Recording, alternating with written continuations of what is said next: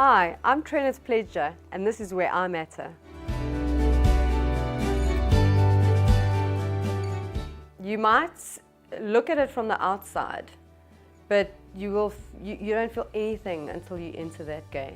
It's something that I've found very difficult to explain, and the easiest way to explain it was discover the secret. It's an absolute secret. You go in there, you'll get your chalet, and the chalets are situated basically just above the wetlands.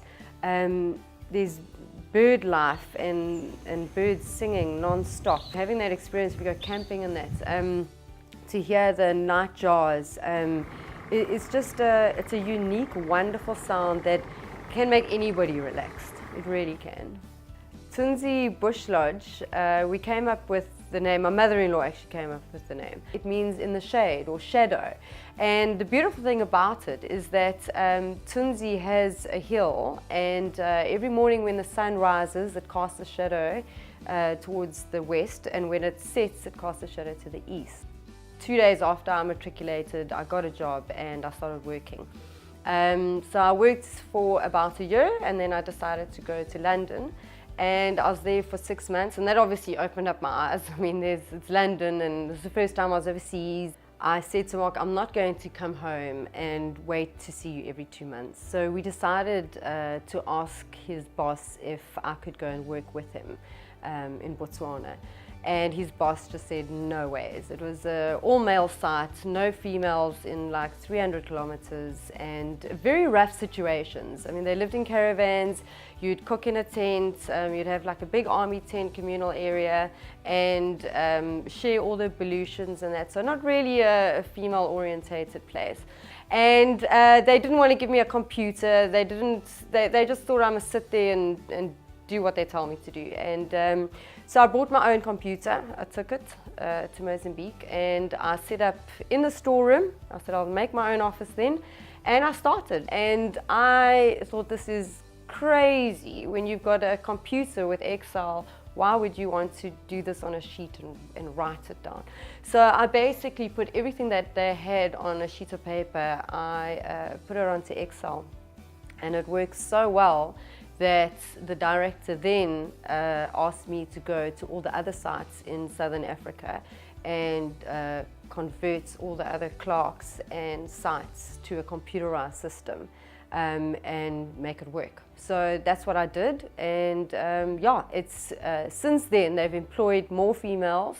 There are more women working with their husbands, and it's worked extremely well. So we resigned from our jobs. We had this wonderful big plan of what we wanted to do at Trenwyth, and Mark and some builders built the first 3 chalets, and we ran out of money, and that was it. So I had to run Trenwyth, and he went and he got a job. And it was slow, and it was a bit disappointing that, you know, we had to stop where we were, but in hindsight it actually was the best thing to let us, you know, so we could build it up slowly. That was a trying time, 2 years of running a fairly new business, being Trenwyth, having another new business which Mark was running, and traveling all over the country, and then going through IVF treatments was not easy at all. But yeah, I fell pregnant with triplets, and then yeah, there was a whole nother thing.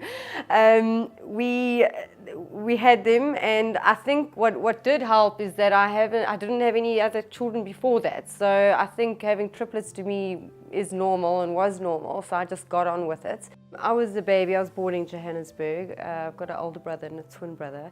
My father actually owned a stationery business, and it's not something that he wanted to do. So he came to PE, and we moved in with my grandparents and lived on their farm, and he started farming, and very happy, and it all worked well. We obviously all got along. It's easy to get along with grandparents.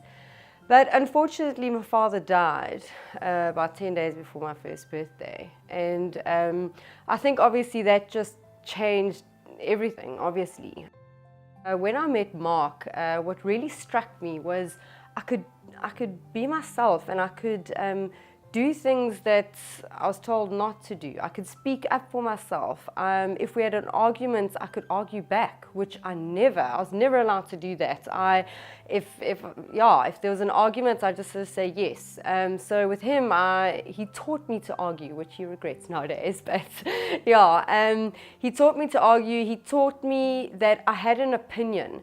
And I only met him when I was 13 years old, so I was really, really young. And not only Mark, but with his family too. They're very open. I can speak my mind, I can say what I feel, and there's no judgment. Everybody says what they feel, and yes, they'll be arguing and that, but yeah, he just sensed it was a sort of happiness. Also, his father plays a huge role in my life, where the part of my dad that I didn't get, I do get from his dad, and he's very, very special to me.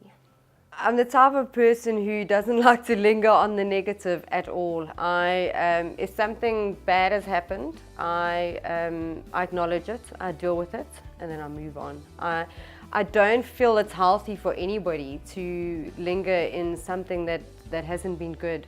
But at the same time, I think the reason why I've been able to do that is because I've had God in my life, because I know I've got a constant helper and guide, and that faith that just pushes you through. It's definitely faith that pushes me through every single time something can go horribly wrong.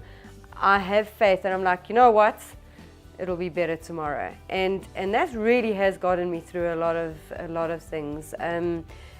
I sometimes Mark's a realist, and he'll always say what could happen, and I'll tend to ignore it most times because I prefer to look at the positive.